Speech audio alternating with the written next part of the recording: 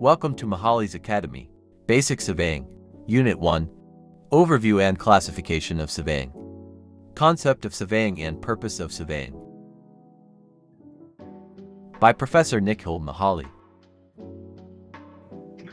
चला मुलांनो, आपण पाहत आहोत basic surveying.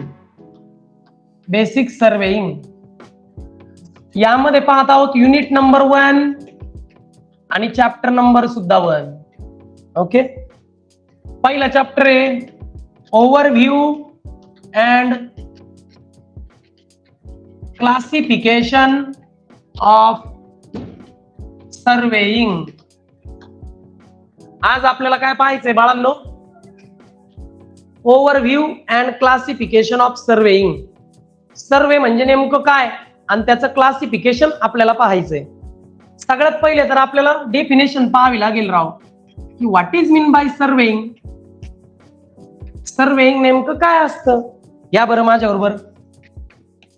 Surveying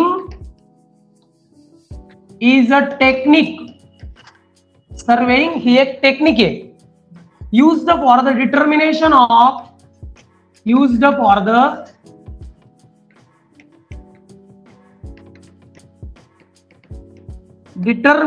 of relative position of a point on the surface of the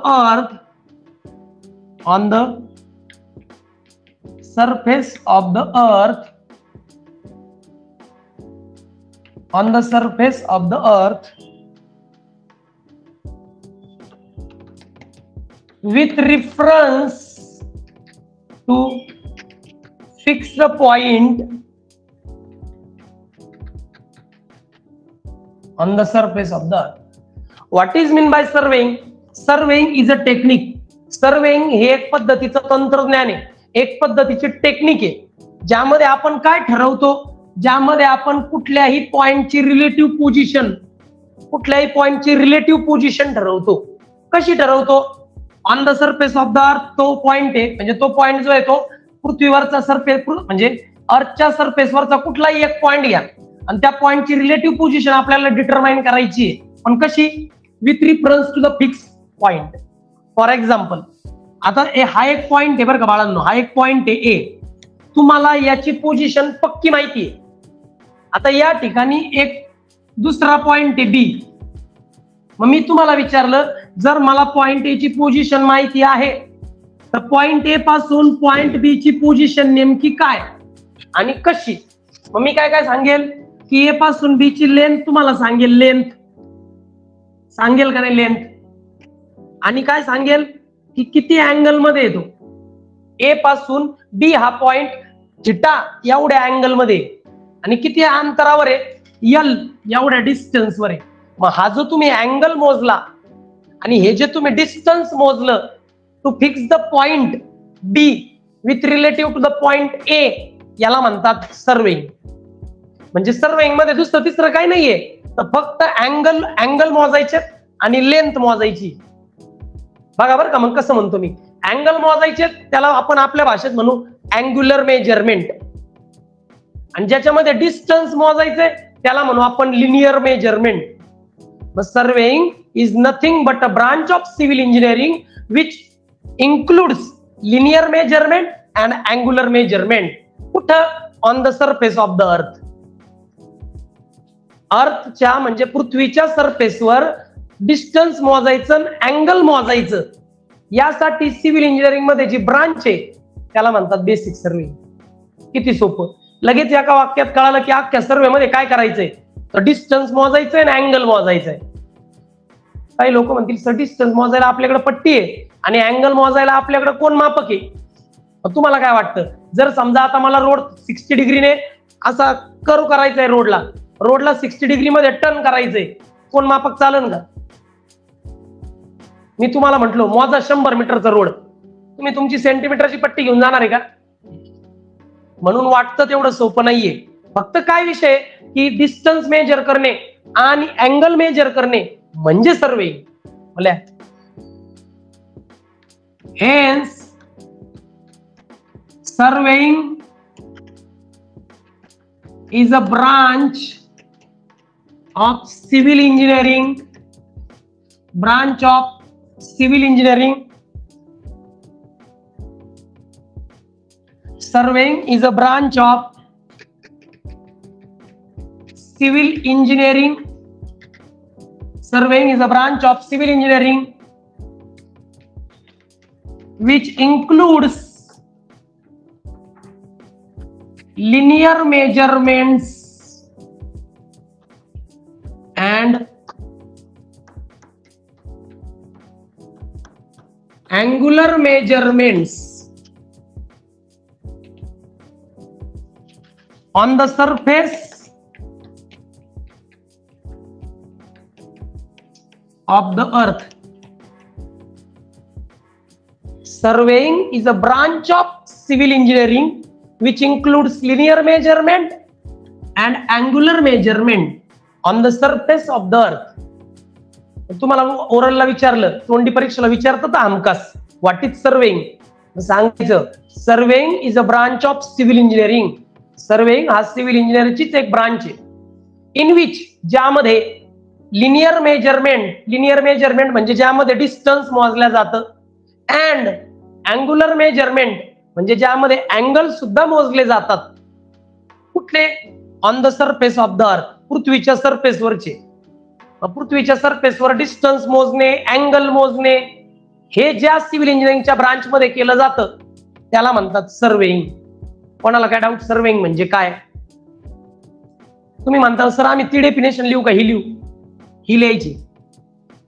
okay, ती बुक मध्ये दिली होती, तिचं पण म्हणणं बरोबरच आहे. ते काय म्हणतात की जर एखादा तुम्हाला फिक्स पॉइंट माहिती आहे तर त्याच्या रिलेटिव्हली दुसरा अननोन पॉइंट फिक्स करणे याला म्हणतात सर्वेइंग. मग तो अननोन पॉइंट फिक्स करायला काय मोजलं? लेंथ. आणि काय मोजला? अँगल. म्हणजे तो पण सर्वेइंगच आहे. कोणती लिहा दोन्हीपैकी, मला ही बेटर वाटते म्हणून ही लिहा. ओके, बरं चला मुलांनो, मला तर कळालं बाबा सर्वेइंग म्हणजे नेमकं काय, पण प्रश्न येतो मग सर्वेइंग का शिकायचं? व्हाय सर्वेइंग म्हणजे why we studying surveying in civil engineering. Civil engineering मध्ये आपण सर्वे का शिकतो? हेडिंग द्या, इम्पॉर्टन्स और पर्पज और ऑब्जेक्टिव्स ऑफ सर्वेइंग.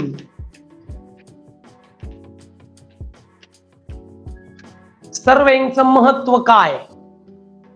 सर्वेइंगचे पर्पज काय? आपण सर्वे का शिकतोय? व्हाय? नंबर 1, आता मी तुम्हाला सांगितलं मुलांनो, हा जो एरिया आहे चाणक्य चौकाच्या आजूबाजूला याचा एक नकाशा तयार करा. तुम्ही कसा तयार करणार? तुम्हाला जाऊन पाहावं लागेल ना कुठं कुठं काय काय. तुम्हाला हे पाहावं, इथे ही पुणेरीची आहे, किंवा तुम्हाला तिकडे पाहावं लागेल इकडे भगीरथी हॉस्पिटल आहे या डायरेक्शनला, तुम्हाला पाहावं लागेल इकडे ITI कॉलेज आहे. कळेल ना मला काय बोलायचंय? थोडक्यात काय की आपल्याला आजूबाजूच्या एरियाचा सर्वे करावा लागेल. मग कुठल्याही एरियाचा जर तुम्हाला मॅप तयार करायचा आहे सर्वे करावा लागतो. म्हणून पहिलं कारण टू प्रिपेअर मॅप, नकाशा तयार करायला सर्वेची गरज पडते. Number 2,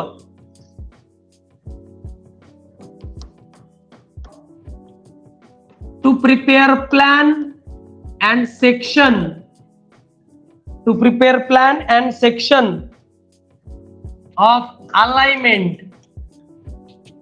of road. मी तुम्हाला विचारलं बाळांनो, आपल्या इथे नगर ते पुणे जो रोड आहे त्याचा एक प्लॅन तयार करा की तो रोड कुठून कोणत्या डायरेक्शनला कसा वळतो. त्यासाठी तुम्हाला पहिले रोडचा सर्वे करावा लागेल. थोडक्यात काय, तुम्हाला कुठल्याही रोडचा प्लॅन तयार करायचा आहे, रोडच्या आजूबाजूला काय काय त्याचा सेक्शन तयार करायचा आहे, अलाइनमेंट वगैरे तुम्हाला ड्रॉ करायची आहे, तुम्हाला अगोदर त्या रोडचा सर्वे करावा लागेल. मग कुठलाही प्लॅन ड्रॉ करायला किंवा सेक्शन ड्रॉ करायला सर्वे करावा लागतो.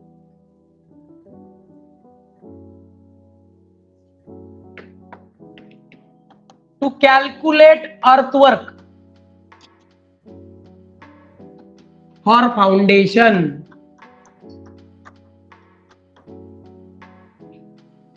फॉर एक्झाम्पल एखादी साईट आहे जिथं आम्हाला काम अगोदर सुरू करायचंय, म्हणजे मी अजून तिथं कन्स्ट्रक्शन सुरू केलेलं नाही, मग ते कन्स्ट्रक्शन सुरू करण्या अगोदर तिथं काय खणावं लागतील रे? फाउंडेशन साठी खड्डे खणावं लागतील. मग माझा प्रश्न हा आहे की इथं जे खड्डे खणायचे त्यासाठी किती व्हॉल्यूमची माती बाहेर काढावी लागेल ते सांगा.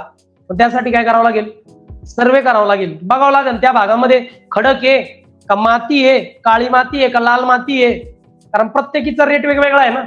थोडक्यात काय की मला जर माती कामाचं व्हॉल्यूम फाइंड आउट करायचंय, टू कॅल्क्युलेट अर्थवर्क, अर्थवर्क म्हणजे माती काम, to calculate earthwork for foundation, foundation करता तुम्ही जे खड्डे घेता त्याचं कॅल्क्युलेशन करायला सुद्धा सर्वे करावं लागतं.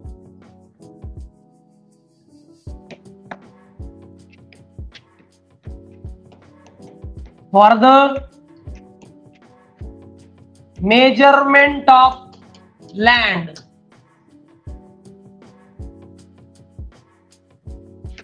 and fixing boundaries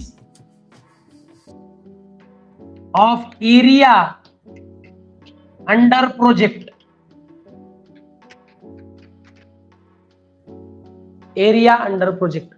आता माझं कन्स्ट्रक्शनची साईट मी पाहायला गेलो, तिथं कागदावर दिसत होतं 5 गुंठे असं समजा, 5 एकर किंवा 5 गुंठे, 5 गुंठा एरिया आहे, पण मी ऍक्च्युअली मोजली तर 4च गुंठे भरली. मग 1 गुंठा कुठे गेली? आजूबाजूच्या लोकांनी ती अक्वायर केली, बळकावली. मग ती लँड पहिले मला क्लिअर करावी लागेल, कळतंय का? मग कुठल्याही जमिनीचा तुकडा जर मोजायचा आहे, for the measurement of land survey करावा लागेल. पुढची गोष्ट फिक्सिंग द बाउंड्री, कुठल्याही एरियाची बाउंड्री तुम्हाला फिक्स करायची. भरपूर लोकांचे बांधावरून वाद असतात, शेजारी 2 घरं असले तरी पण त्या कॉमन भिंत असते त्याच्यामधून सुद्धा वाद असतात, ती इकडं सरकली ती तिकडं सरकली, होतं की नाही असं. मग ते काय म्हणतात, बाउंड्री फिक्स करायची कुठल्या पण एरियाची. मग तो ऍग्रिकल्चरल एरिया असेल, रेसिडेन्शियल एरिया असेल, इंडस्ट्रियल एरिया असेल, जर तुम्हाला तुमच्या एरियाची बाउंड्री फिक्स करायची मोजमाप करावं लागेल, आणि मोजमाप करायला सर्वे करावं लागेल. म्हणजे ह्या कामासाठी सुद्धा तुम्हाला काय कशाची गरज आहे? सर्वेची. अजून to prepare topographical map, to prepare topographical map. जर तुम्हाला भौगोलिक नकाशा तयार करायचा आहे, भूगोलामध्ये नकाशे पाहिले का, तसा भौगोलिक नकाशा जर तयार करायचा सर्वे करावा लागेल का नाही, त्याला म्हणतात इंग्रजीत topographical map. To prepare topographical map surveying is has to be done, surveying करावाच लागतो जेव्हा तुम्ही भौगोलिक नकाशा तयार करता. कसं सांगणार, इकडे रेल्वे स्टेशन आहे, इकडे बस स्टँड आहे, कसं सांगताल सर्वे केल्याशिवाय? सर्वे केल्यावरच तुम्हाला त्याचा भौगोलिक नकाशा तयार करता येतो, टोपोग्राफिकल मॅप तयार करता येतो.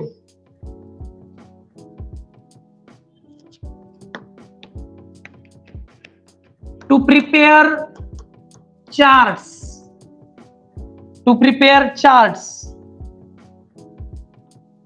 and contour maps.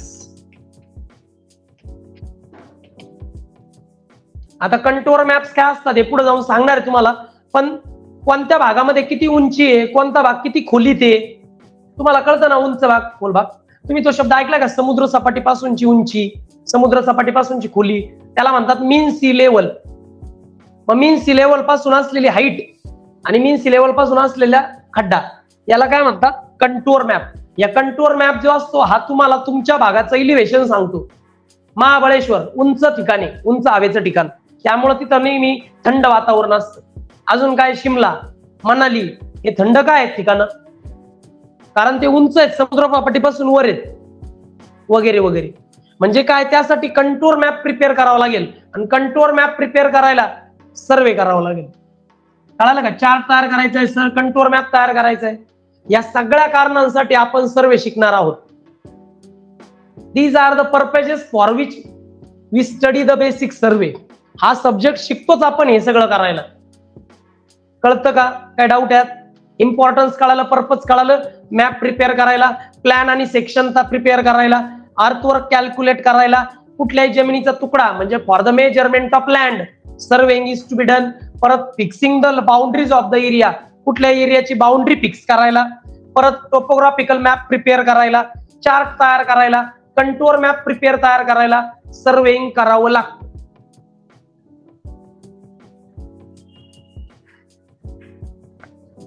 झालं. अजून कशासाठी वापरतात रे?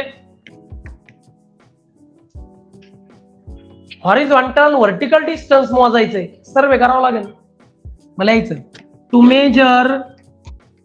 Major horizontal and vertical distances.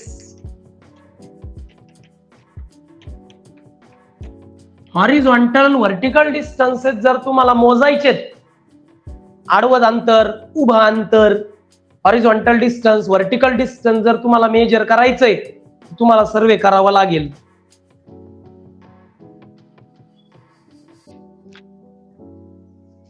अजून to measure horizontal and vertical angles. Horizontal आणि व्हर्टिकल अँगल तुम्हाला तयार करायला मोजायचं आहे. हॉरिझॉन्टल अँगल मेजर करायचा आहे, व्हर्टिकल अँगल मेजर करायचा आहे. हॉरिझॉन्टल अँगल कसा असतो? असा.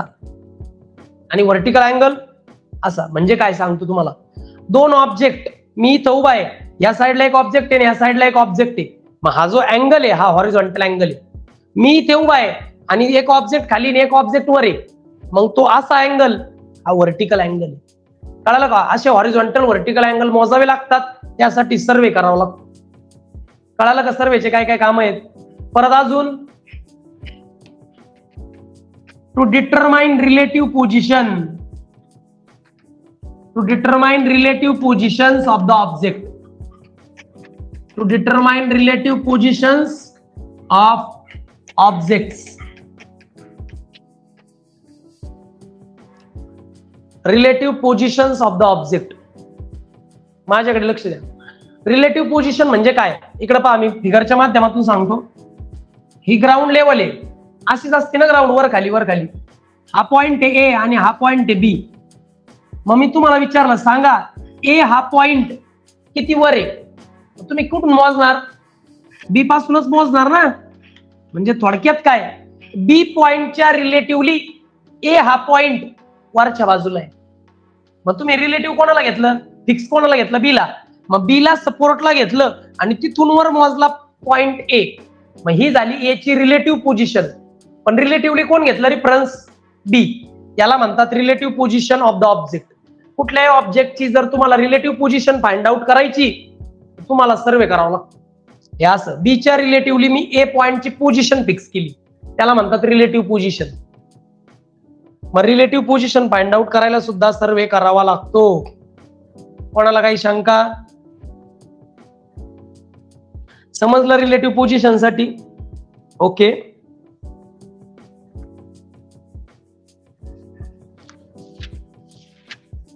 एवढे बास झाले. एवढ्या याच्यात तुमचं कव्हर होऊन जाईल इझिली. लिहून घ्या बाळांनो, कुठं काय डाऊट्स असल्यास मला लगेच विचारा. सिंपल आहे, सगळेचे सगळे टॉपिक तुमच्या समोर आहेत, बघून घ्या. इम्पॉर्टन्स अँड पर्पज और ऑब्जेक्टिव्ह ऑफ बेसिक सर्वेइंग, या सगळ्या कारणांसाठी आपण बेसिक सर्वे शिकतो. Like, share and subscribe. Thanks for watching.